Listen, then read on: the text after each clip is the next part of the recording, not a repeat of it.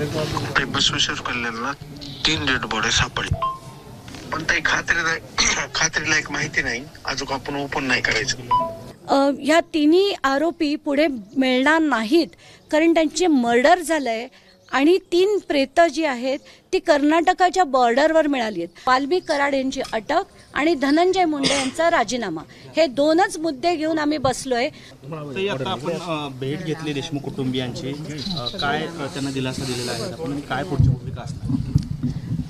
नाही, कसं आहे की मला कुठेतरी जे वाटत होतं की हे राजकीय लोक त्याला एक ड्रामा बनवून ठेवत आहेत, तर ते माझं मत मी मांडलं. आणि त्यानंतर त्यांना असं वाटत होतं की अनेक लोकांनी, चांगल्या लोकांनी साथ देखील त्यांना दिली आहे, तर त्यांनी आता आजच्या मोर्चात ते जातीलच. पण मी असं ठरवलं की मी या मोर्चात भाग घेणार नाही आहे, कारण सगळेच जण जे या मोर्चात येणार आहेत त्यांना पूर्ण कल्पना आहे की धनंजय मुंडे कसे आहेत. आणि त्यात शरद पवार म्हणाले सुद्धा होते एकदा की धनंजय मुंडेंचे अनेक कारनामे आम्हाला पाठीशी घालायला लागले आहेत. तर त्याच्याच कारनाम्यांपैकी एक कारनामा म्हणजे वाल्मिक कराड. आणि अशा लोकांना मोठं करून जी दहशत पसरवली जाते ती कुठेतरी थांबवायला हवी.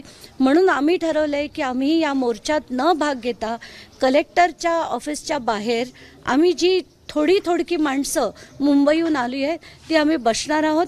आणि ज्या ज्या लोकांना, चांगल्या लोकांना साथ द्यायची असेल त्यांनी तिथे साथ द्यावी. नाही दिलं तरी काही नाही, पण आम्ही जोपर्यंत वाल्मिक कराडला अटक होत नाही आणि धनंजय मुंडेंना त्यांचं मंत्रिपद सोडायला आम्ही भाग पाडत नाही, तोपर्यंत आम्ही तिथे ठिय्या आंदोलन द्यायचं ठरवलं आहे. कारण आम्हाला धनंजय मुंडेसारखे मंत्री नकोत. जे आमच्या राज्यासाठी कायदे बनवणारे मंत्री जर गुन्हेगार असतील, त्या प्रवृत्तीचे असतील, तर असे मंत्री आम्हाला नकोत. म्हणून त्यांना मंत्रिपदाचा राजीनामा द्यायला भाग पाडू आणि बीडची जनता सुद्धा भाग पाडेल याची मला खात्री आहे. तुमच्याकडे एक कॉल आला होता आणि त्याचा रेफरन्स देत तुम्ही असं म्हणालात की त्या आरोपींचा खून झाला आहे किंवा आरोपी प्रेत सापडलेत वगैरे. कसं आहे, रात्री 11:15 ते 11:30च्या मध्ये मला एका व्यक्तीने 2 माझे नॉर्मल कॉलवर केले आणि म्हणाले की तुम्ही व्हॉट्सॲप कॉलवर या. व्हॉट्सॲप कॉल माझे अननोन नंबरसाठी सायलेन्स्ड असल्यामुळे मी त्यांना नुसतं टेक्स्ट केलं, तुमची माहिती जी आहे ती तुम्ही मला टेक्स्ट करा. त्याच्यावर त्यांनी मला व्हॉइस मेसेजेस टाकले आणि त्याच्यापैकी पहिले 2 मेसेजेस मी टाकल्या त्यांनी मी वाचलं. ब्लू टिक दिसल्याबरोबर त्यांनी ते डिलीट केले. तर त्याच्यात त्यांनी असं म्हटलं होतं की ह्या तिन्ही आरोपी पुढे मिळणार नाहीत, कारण त्यांचे मर्डर झालंय आणि 3 प्रेतं जी आहेत ती कर्नाटकाच्या बॉर्डरवर मिळाली आहेत. आता ह्याच्यात किती तथ्य आहे किती नाही आहे, तो राजकीय पेरलेला होता की नाही मला नाही माहिती, पण ही माहिती मी SP-ना काल रात्रीच दिली आहे. त्याची चौकशी त्यांनी केली असेल. खरं त्याच्यात तथ्य आहे की नाही मला माहीत नाही. पुढे याच्यावर कारवाई काय झाली मला माहीत नाही, पण ती चौकशी करायला मी आता SP कार्यालयात जाणार आहे आणि काय काय झालंय त्याची इत्तंभूत माहिती घेणार आहे. तुम्ही तुमची दुसरी भूमिका घेतली कलेक्टर ऑफिस समोर बसण्याची, आणि त्यासोबत तुमचं असं म्हणणं आहे की हा सगळा पॉलिटिकल ड्रामा आहे आजचा. पण हा सर्वपक्षीय वेगवेगळ्या समाजातले लोक स्वयंस्फूर्तीनं या आजच्या मूकमोर्चामध्ये सहभागी होत आहेत, तर याला पॉलिटिकल ड्रामा तुम्ही असं का म्हणताय? नाही, कारण मला जेव्हा कळलं बुधवारी की शरद पवार त्याच्यात येणार आहेत, जितेंद्र आव्हाडांनी ट्विट केलंय की ते पोहोचणार आहेत, तर त्या लोकांबरोबर मला जाण्याची बिलकुल इच्छा नाही.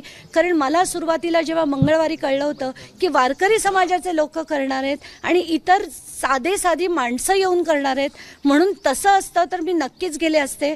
पण शरद पवार, जितेंद्र आव्हाड, संदीप क्षीरसागर, सुरेश धस सारख्या लोकांबरोबर जायची माझी बिलकुल इच्छा नाही.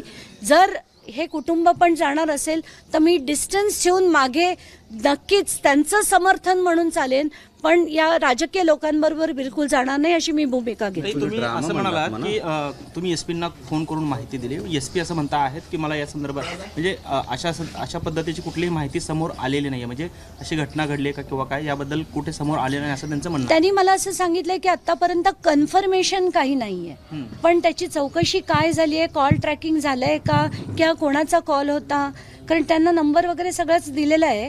तर याच्यावरनं आता पुढे चौकशी ते काय करतायत, कुठून त्या माणसाला ती माहिती मिळाली, हे त्यांचं विचारण्याचं काम त्यांचं आहे. जे ते करतील अशी खात्री आहे मला. त्या ठिय्याबाबत म्हणजे तुम्ही ठिय्या मांडणार बसणार तिथे हो. किती दिवसासाठी काय त्याच्याबद्दल जोपर्यंत जर तुम्हाला आठवत असेल जेव्हा सुनील केंद्रेकरांची इकडनं तडकाफडकी बदली करण्यात आली होती तेव्हा बीडमध्येच राहून आम्ही जोपर्यंत त्यांना रिइन्स्टेट नाही केलं म्हणजे जवळजवळ 4थ्या दिवशी केलं होतं तोपर्यंत आम्ही इथे राहिलो होतो. तशीच भूमिका माझी आज देखील असणार आहे. किती लोक आहेत तुम्ही आता मुंबईवरून? आत्ताच्या घटकेला आम्ही जवळजवळ 12-13 लोक आलोय आणि हिंगोलीहून काही येणार आहेत, काही संभाजीनगरहून येणार आहेत.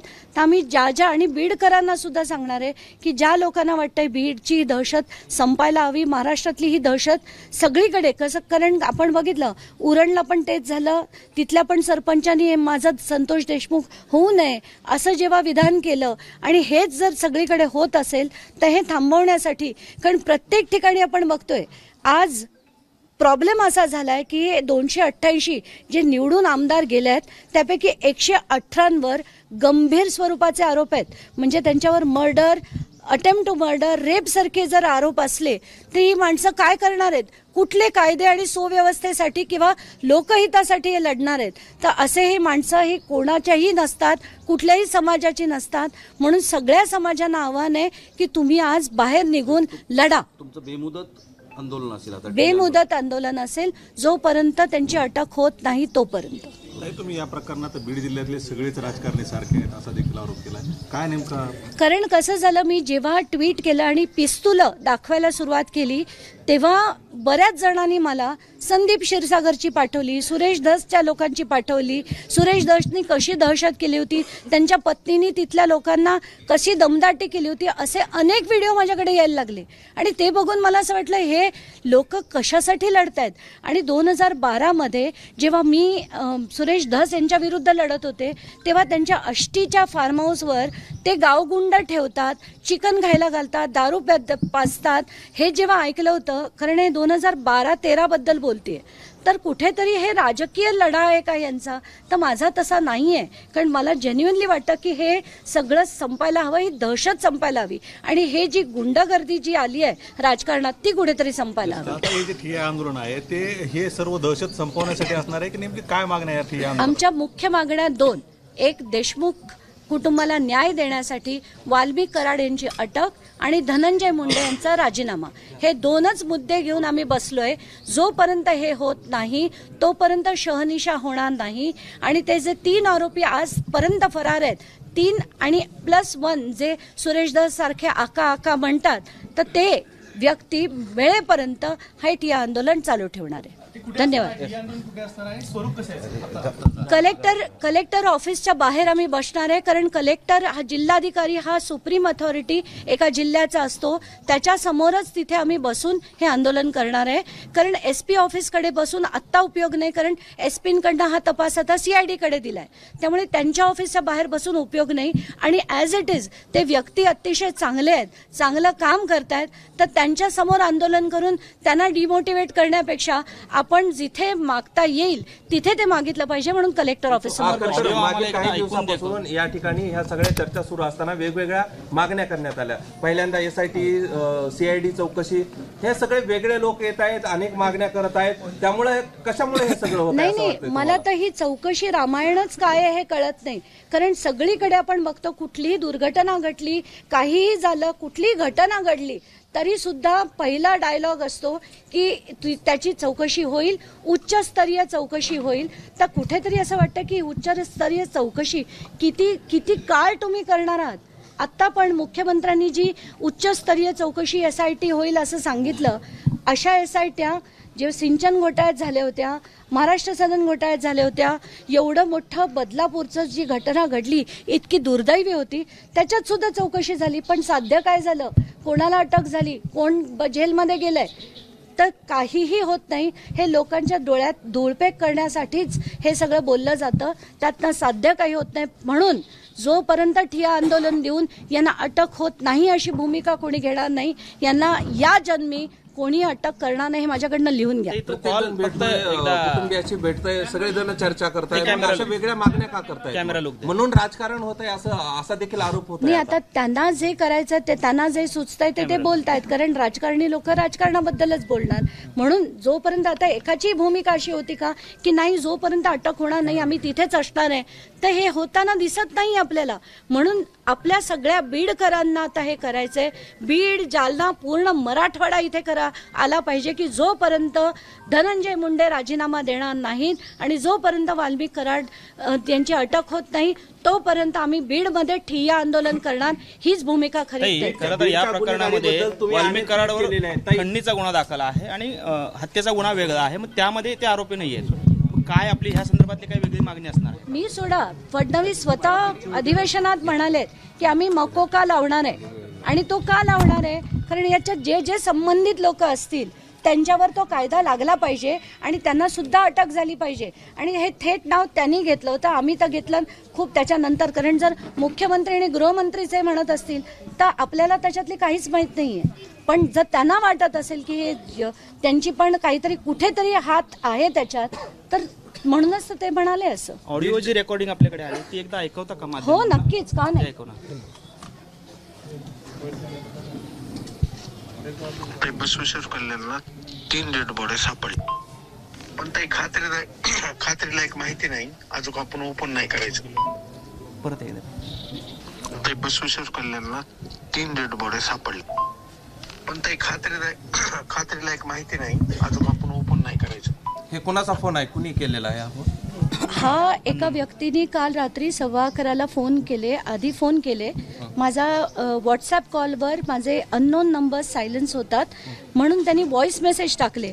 आणि महत्त्वाचं म्हणजे जसं मी व्हॉइस मेसेज उघडला त्यांनी पहिले 2 मेसेजेस डिलीट केले, पण तिसरा आणि चौथा होता तो मी आधी SP-ना पाठवला आणि मग मी तो ओपन केला. म्हणून माझ्याकडे ते 2 मेसेजेस राहिले जे मी तुम्हाला आत्ता ऐकवले. पहिल्या 2 मेसेजमध्ये ते म्हणतात की या तिन्ही आरोपी सापडणार नाहीत कारण या तिघांचंही मर्डर झाले. आता खरे आहेत खोटे आहेत, हा व्यक्ती कोण आहे का राजकीय मोटिवेटेड आहे मला नाही माहिती. म्हणून ही माहिती मी SP-कडे काल दिलेली आहे. तुम्हाला धमकीचेही फोन आले? तुम्हाला आला? मला नाही आलाय. मला अजूनपर्यंत कोणाची धमकी देण्याची हिंमत नाही झाली. बरं, या सगळ्या प्रकरणामध्ये कोण हे सगळे पुरावे वगैरे तुमच्याकडे ज्या माहिती येतात हे कोण देत आहे असे देखील चर्चा सुरू झालेली आहे? नाही, गुगलवर माझा नंबर हा सगळ्यांना उपलब्ध आहे. त्या गुगलवरनं सगळ्यांनी मला मेसेजेस पाठवायला सुरू केले आणि त्यानंतर जेव्हा एवढ्या मोठ्या प्रमाणावर यायला लागले, एवढ्या मोठ्या प्रमाणावर कॉल्स यायला लागले की मी ठरवलं आपण एक नंबर जो आहे तो ट्विट करूया. म्हणून तो नंबर आम्ही ट्विट केला. त्याच्यावर तर इतक्या प्रचंड प्रमाणावर व्हिडिओज आले, फोटोज आले, माहिती आली, FIR आले. तो नंबर हवा असेल तर तुम्हाला दाखवतो, त्याच्यावर आलेले मेसेजेस दाखवतो. तुफान मेसेजेस आलेत आणि ते सगळे त्याच्यातले जे फार महत्वाचे होते ते सगळे मी SP-कडे पाठवलेले होते. चला, धन्यवाद. एक शेवटचा प्रश्न आहे. कुटुंबियांची भूमिका सध्या तरी कुठल्याच्या आंदोलनाची नाहीये आणि हा आज मुक मोर्चा आहे आणि या मोर्चात तुम्ही सहभागी झालात, पण तुम्ही थेट आता ठिय्या आंदोलनाची भूमिका घेतली.